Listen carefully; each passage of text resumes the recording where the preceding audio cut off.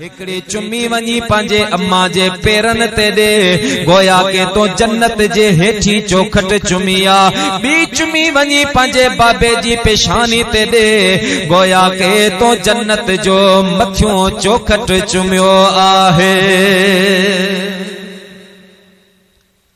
तो जेके असाबी वेठा उन्हनि चयो सुभान अल्लाह सुभान अल्लाह। वरी बियो असाबी उथी बीठो हुन जो त मसलो या रसूल अल्लाह पो इयो सिर्फ इन जे ला आहे या आम मुसलमान जे ला? महबूब फरमाए कयामत ताईं जेको न गाल जे मथा अमल कंदो अल्लाह पाक उनके जन्नत जे चौखट चुमण जो सवाब ॾींदो। हिकिड़ो शख्स उथी बीठो या रसूल अल्लाह जेकरे मां पे जिंदा न हुजन त पो? महबूबन करीमन सल्लल्लाहु अलैहि वसल्लम फरमायो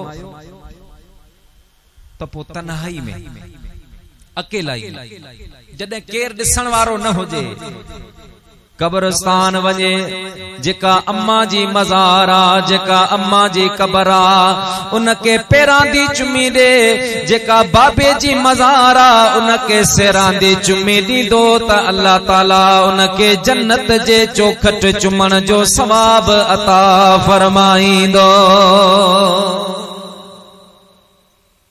लेकिन इते हिकिड़े ॿिए मसले जी मां वज़ाहत कंदो हलां त मां पे जी कब्र का अलावा के बे जी कब्र के चुमण जी इजाजत नाहे। ला यतमसल कब्र वला कब्बलहु फइन्नहु आदतुम मिनन नसारा औ कमा क़ाल अलैहि सलाम। हुजूर पुर नूर सल्लल्लाहु अलैहि वसल्लम फरमायो कब्र के हथ न लगायो कब्र के चुमो भी न छो त कब्र के चुमण कब्र के भाकर पाण कब्र ता हथ मले मोह ते मलण यो मुसलमानन जो तरीको नाहे यहूदी ऐं नसारन जो तरीको आहे। पावेंदा आहियो न मज़ारन ते चुपड़ी वेंदा आहियो नबी से मना फरमाई कब्र के चुमणो नाहे।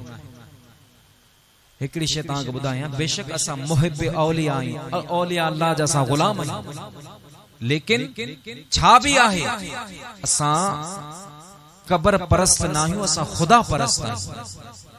असा जो के झुकणो कंहिंजे साम्हूं आहे बाबा खुदा जे साम्हूं झुकणो आहे सजदो अल्लाह रब्बुल आलमीन खे करणो आहे। मदीने वारे साईं सल्लल्लाहु अलैहि वसल्लम इरशाद फरमायो त कब्र के चुमो भी न कब्र के हथ भी न लगायो यो यहूदी नसारन जो तरीको आहे। अल्लाह पाक तमा सा सबिन के नबी करीम सल्लल्लाहु अलैहि वसल्लम जी सुन्नत ऐं शरीयत जे मता अमल करण जी तौफीक नसीब फरमाए। असा जा क़िबला उस्ताद मोहतरम जान अहले सुन्नत पहचान अहले सुन्नत जान नशीन शमसुल फुकहा क़िबला से मुफ्ती मोहम्मद जान नईमी दामत बरकातुल आलिया मुके याद आहे असा जरे दौरे हदीस पढ़ंदा हासो त बुखारी शरीफ जो पीरियड हो उन पीरियड दौरान क़िबला मुफ्ती साहब असा की इरशाद फरमाए तो बाबा के वली जी मज़ार हुजे कम से कम 6 फुट परे बीहण खपे मानू 6 फुट परे बीहण करे पो दुआ घुरो जो कुछ भी घुरनो आहे वो दुआ घुरो उनके हथ भी न लगायो उनके चुमी भी न दियो जो त असा जा हथ गंदा गलीजन अल्लाह वारे जी मज़ार बसद इज्जतो बसद काबिल इज्जत एहतराम हुंदी आहे उन जी पाक मज़ार हुंदी आहे। जेतरो अदब सा वींदा ओतरो फैज मिलंदो। बाकी वनी कब्रन के चुमंदा वनी कब्रन के सजदा कंदा चलो चुमी इंदा गुनाह खणी इंदा फैज कोन मिलंदो। फैज तदे मिलंदो जदे रसूलुल्लाह जी सुन्नत ऐं शरीयत मुताबिक वेंदा। रसूलुल्लाह सल्लल्लाहु अलैहि वसल्लम जे सुन्नत ऐं शरीयत मुताबिक वनी करे मज़ार जी ज़ियारत कंदा त अल्लाह वारे जो फैजान जरूर नसीब थींदो। यो भी हक आहे। हज़रत शाह अब्दुल हक रहमतुल्लाह ताला अलैह पान फरमानता मुखा मुझे मुर्शिद पूछो इमदादुल हय्य अक़वा औ इमदादुल मय्यत अक़वा। शाह अब्दुल हक दहली वारा रहमतुल्लाह अलैह पान फरमानता मुखा मुझे मुर्शिद सवाल कयो त अब्दुल हक वडो मुहद्दिस आही मुफस्सर आही कुरान जो तफसीर तो लिखियो हदीसन जी तो तशरीह कया मुके बुधाए त अल्लाह जो वली जदे जिंदा हुंदो आ तदे उन जो फैज ज्यादा हुंदो आ या विसाल का बाद में उन जो फैज ज्यादा हुंदो आ। पान फरमाए तो मुझे मुर्शिद के चयो इमदादुल मय्यत अक़वा मिन इमदादुल हय्य मो अर्ज कयो क़िबला अल्लाह वारे जो को फैज होंदो आए वो ज़ाहिरी जिंदगी में घट होंदो आहे, बाद अज विसाल अल्लाह वार जो फैज़ अञा भी ज्यादा थी वेंदो आहे, अञा ज्यादा थी वेंदो आहे। पाण फरमाता मुझे मुर्शिद मुके फरमायो तो अब्दुल हक तो सच चयो आहे, तो सच चयो आहे तो अल्लाह जो वली जरे मज़ार में वेंदो आहे, जिनजे मथा नजर विझंदो है अल्लाह पाक बेड़ो पार फरमाइंदो आहे।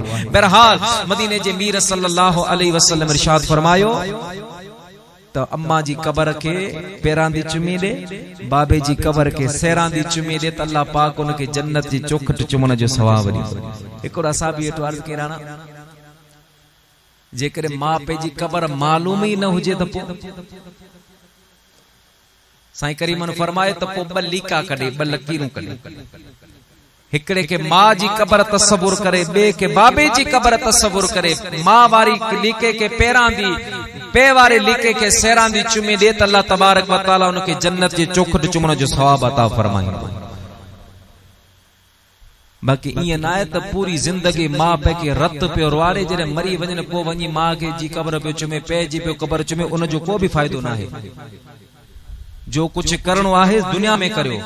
हुजूर पाक सल्लल्लाहु अलैहि वसल्लम का पूछो या रसूल अल्लाह मां चाहे बाबो चाहे, मुझे मवो फरमाए तुझे ला जन्नत भी आहिन, तुझे ला जहन्नम भी आहिन। कदें यो न सोच जा बाबा बेनमाजिया, बाबा जाहेला, बाबा कुरान को ने पढ़ेला, मौलवी साहब या मुंडाड़ी रखिया, मु पटको वदो आए और बाबा का मथे या न, गलत शैतानी सोच आहे। मदीने जे साईं फरमाए तुझो पे केड़ो भी होजे, तुझी मां केतरी भी गुनाहगार होजे, पर तुझे ला जन्नत जो भी सबब आहिन तो तुझे ला जहन्नम जो भी सबब आहे। बाकी उनन जा अमल उनन जा कर तो वो जानन उन जो रब जाने। मां जी खिदमत कर, बाबे जी खिदमत कर, भले खिदमत इबादतू करे करे करे करे जमीन आसमान भरे चरे, पर कसम आहे जाते किबरिया जो जेका मां नाराज है, जेका बाबो नाराज है, उन जो हिकड़ो सजदो भी अल्लाह जी दरबार में न पहुंचंदो आहे। तवां असां छायूं हजरत अलकमा रदी अल्लाह ताला अन्हु नबी पाक जो असहाबिया, नबी पाक जो असहाबिया जे रसूलुल्लाह जे हथ ते कलमो पढ़ियो हो। ऐं असहाबी जो मकाम खबर थी केतरो? हजरत महबूब सुबानी, कुतुब रब्बानी, हैकल यज़दानी, मीरा मोहियुद्दीन सैयदुना अशेख अब्दुल कादिर जीलानी रदी अल्लाह ताला अन्हु। साईं का के पूछो सही नबी साईं जे असहाबी जो केतरो मकाम आहे? पान फरमाए तू असहाबी जो मकाम तो पूछे? अरे असहाबी जे घोड़े जे मथा सवार होजे और वो घोड़ो हले, वो घोड़े जे हलण जे करे उन जे सुंबन मा पेरन मा जेका मिट्टी निकरंदी आहे, उन मिट्टी ता भी मो अब्दुल कादिर जेड़ा करोड़ हां कुर्बान थियन, तब उन मिट्टी जो शान मथे आहे, तब उन मिट्टी जो शान मथे आहे। प्यारा दोस्त नबी पाक जो असहाबिया आखिरी वक्त आयो आ, दम न पियो परवाज थी, रूह न पियो निकरे, कुफरिया कलमात पियो बके। हुजूर के अर्ज कयो या रसूल अल्लाह अलकमा फिरी वियो आ। नबी करीम सल्लल्लाहु अलैहि वसल्लम हजरत सैयदना अबू बकर सिद्दीक के मोकलियो, अबू बकर तू वनी कलम जी तलकीन कर। हजरत अबू बकर वियो, ॾाढी कोशिश की कलमो न पढ़ी। वरी हजरत सैयदना अमीर उमर विया, हजरत अमीर उमर कोशिश की कलमो न पढ़ी। आखिर में साईं करीमन के वञणो पियो। महबूबन फरमायो अलकमा कुल ला इलाहा इल्लल्लाह, साफ साफ इनकार कर बीर। नबी सी फरमाए जी मां किथे है? या रसूल अल्लाह मां हजरत अलकमा रदी अल्लाह ताला अन्हु जे भेण जे घर वेठी। पाण फरमाई वठी अची, मानो वठण वेची या रसूल अल्लाह मदीने पाक में घुरा अचण हाजिर आया, अलकमा जे घर कोनी दिसी। महबूब पानो न विया, पाण फरमाया मां पंहिंजे पुट के नाराज है? जी हां या रसूल अल्लाह नाराज। छो? राणा यो पंहिंजी घर वारी के त अहमियत ॾींदो हो, पर मु जीजल मां के अहमियत कोन ॾींदो। मूंखे घरां धिके छॾे, जिंदगी में मूंसां कोन ॻाल्हाए, उनखां नाराज़ आहियां। नबी सी फरमाने के माफ़ कर, या रसूल अल्लाह माफ़ कोन कंदिस, माफ़ कोन कंदिस, मां नाराज़ आहियां। प्यारा दोस्तों मदीने जे साईं फरमाई न फरमायो मुझो असहाबिया मुझे दस्त मुबारक ते बैयत कया, कलमो पढ़िया, इस्लाम जे खातिर जिहाद कया। अल्लाह अल्लाह मुझे महबूब फरमायो काठियूं जमा करो।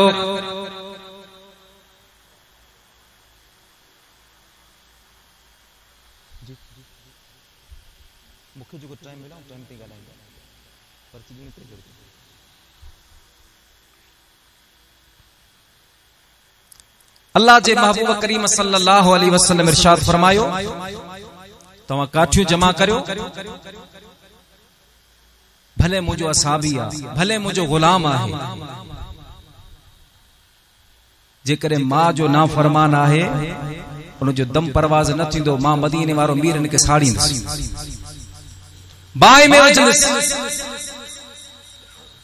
अल्लाह जे महबूब करीम सल्लल्लाहु अलैहि वसल्लम जने ये कलिमात चया मां जी ममता मोटी आई अर्ज कर लगी या रसूल अल्लाह या हबीब अल्लाह मुझे शहजादे के साड़ियो न मां आया यो मुखा बर्दाश्त न थींदो मु तव्हां जी ख़ातिर न के माफ़ फरमायो हेडा मां चयो मु माफ़ फरमायो हेडा हजरत अलकमा रदी अल्लाह ताला अन्हु कलमो पढ़ियो आहे हजरत अलकमा रदी अल्लाह ताला अन्हु कलमो पढ़ियो आहे त प्यारा दोस्त मुझी गाल कर जो मकसद ही आहे त नमाज रोजा हज ज़कातों सब पांजी जाए पर जेकरे मां पे नाराज आहिन त हिकड़ो सजदो भी अल्लाह जी दरबार में कबूल न थींदो आहे हिकड़ी नमाज भी अल्लाह जी दरबार में कबूल न थींदी आहे दुआ कर अल्लाह तबारक व तआला तमा सा सबिन के पांजे वालिदैन की खिदमत करन जी तौफीक नसीब फरमाए ओए खुश नसीब आहिन मां पे जिन जो औलाद बाद अज विसाल भी हेड़ा प्रोग्राम करे हेड़ा जलसा करे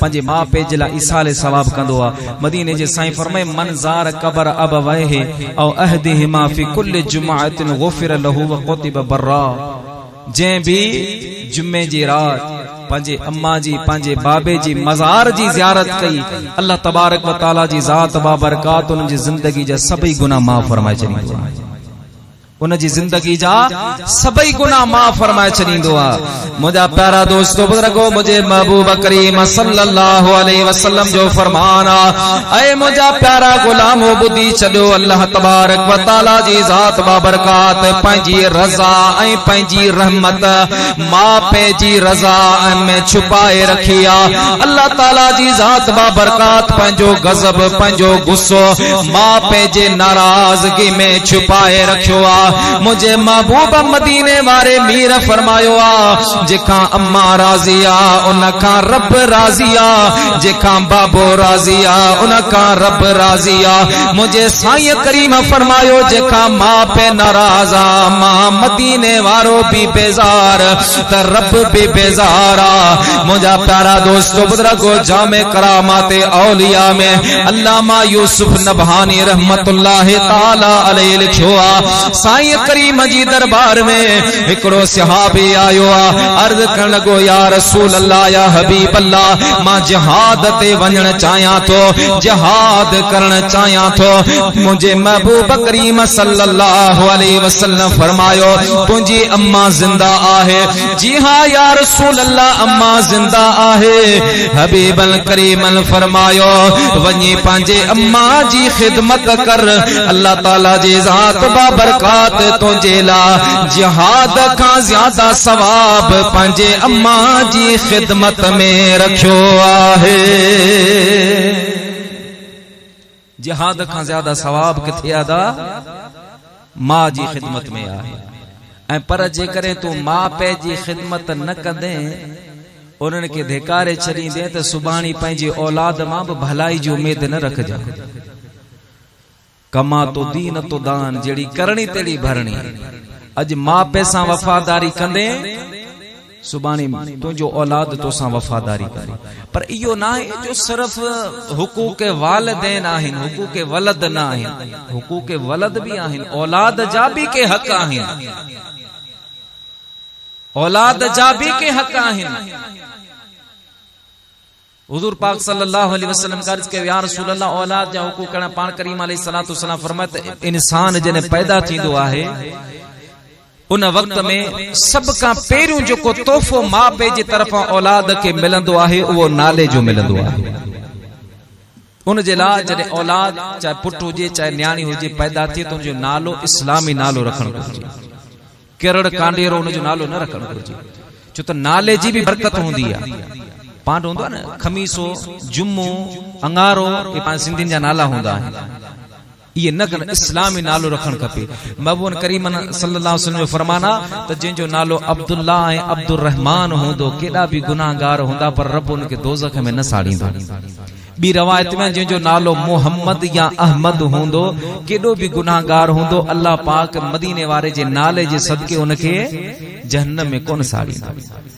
हज़रत सैयदना अमीर उमर जो दौर खिलाफत हिकिड़े शख्स को गुनाह कयो उनखे वठी आया हज़रत अमीर उमर जी दरबार में तो पाण फरमायूं ही तो गुनाह कयो आहे अल्लाह जी दरबार में तौबा कर रब साईं तोखे माफ़ फरमाईंदो पर आइंदे लाइ अहिड़ो गुनाह न कजां जेकॾहिं पंहिंजो पाण खे रोके न सघी त पंहिंजो नालो तब्दील करे छॾ। उनजो नालो हो मोहम्मद। छा नालो हो? मोहम्मद। पाण फरमायूं जेकॾहिं तूं इहो गुनाह जो कमु कंदे माण्हू चवंदा त मोहम्मद इहो ग़लति कमु कयो आहे, मोहम्मद इहो ग़लति कमु कयो, मोहम्मद चोरी कई आहे, मोहम्मद माज़अल्लाह शराब पीतो आहे ऐं तुंहिंजो नालो मुंहिंजे महबूब जो नालो आहे त प्यारा दोस्त जॾहिं औलाद पैदा थिए पहिरियों उनजो सुठो नालो रखणु खपे ऐं उनजी सुठी तरबियत हुजे, उनजी सुठी तालीम हुजे। जेकॾहिं न्याणी आहे मदीने जे साईं फरमाए त जेको पंहिंजे न्याणी जी सुठी ख़िदमत करे, सुठी तालीम ॾियारे, सुठे घर में रिश्तो कराईंदो आहे अल्लाह तबारक व तआला जी ज़ात बा बरकात उनखे बग़ैर हिसाब किताब जे जन्नत अता फरमाईंदो आहे। बग़ैर हिसाब किताब जे उनखे जन्नत मिलंदी आहे जेको पंहिंजी न्याणी जी ख़िदमत कंदो आहे। असां वटि वरी इहो छा आहे बाज़ अहिड़ा बि माण्हू हूंदा आहिनि जे मसलन माना कंहिंजी उमिरि आहे 24 साल 25 साल 30 साल नौजवान आहे उन शादी कई कंहिं सबब जे करे उनजी घरवारी मरी वई या तलाक थी वई उन मां औलाद आहे ऐं वरी हुनजे ॿी शादी कई त उनजो पहिरियों औलाद धिका पियो खाईंदो आहे ऐं उनखे पंहिंजी मिल्कियत मां बि उहो हिसो कोन ॾींदो आहे। उन सां बिल्कुलु हिकिड़ो नाशास्ता तरीक़ो ऐं रवैयो इख्तियार कंदो इहो बि नाजाइज़ आहे, हराम आहे। प्यारा दोस्त क़यामत जे ॾाढ़े कुल्लुकुम राइन व कुल्लुकुम मसऊल क़यामत जे ॾाढ़े हर हिक खां उनजी रैयत जे बारे में सवाल कयो वेंदो। अल्लाह तबारक व तआला तव्हां सां सभिनि खे मदीने वारे साईं जी सच्ची मोहब्बत नसीब फरमाए, मदीने वारे साईं जी सच्ची मोहब्बत नसीब फरमाए। अल्लाह तबारक व तआला मरहूम मगफूर चाचा जान मोहम्मद जी मगफरत बख्शी फरमाए। रब्बुल आलमीन संद साहबजादगाननि जो हुयो खर्च करण, कोशिश करण ऐं मेहनत करण पंहिंजे दरबार में कबूल फरमाए। अल्लाह ताला जी ज़ात मुंहिंजो चवण अवां जो ॿुधण कबूल फरमाए। ऐं आख़िर में अवां सां गुज़ारिश आहे त वतन अज़ीज़ जो मशहूर ऐं मारूफ सना खां हर दिल अजीज बरादर में मोहतरम जनाब शब्बीर अहमद नियाजी साहब अल्हम्दुलिल्लाह तशरीफ फरमा आहिनि। केर भी पंहिंजी जाइ ता न उथे ऐं वेही करे आख़िर में साईं जी नात पढ़ंदा ऐं उन खां बाद सलात सलाम ऐं इज्तिमाई दुआ थींदी। असल जेका शइ हूंदी आहे उहा इज्तिमाई दुआ हूंदी आहे तो उन में शरीक थी उन खां बाद में तव्हां रुख़सत थीजो ऐं पंहिंजी नज़्म ज़ब्त खे बरक़रार रखिजो। पुठियां ईअं न थिए जो आऊं निकिरां पुठियां तव्हां में हलो गुलो मची वञे बरादर में शब्बीर अहमद चए मौलवी साहब जलसो ख़राब करे वियो तो ईअं न कजो। जेकॾहिं तव्हां ख़राब कयो त सुबह परी रात मां वरी बि कुमाचिन में गॾु आहियूं। अल्लाह ताला तव्हां सां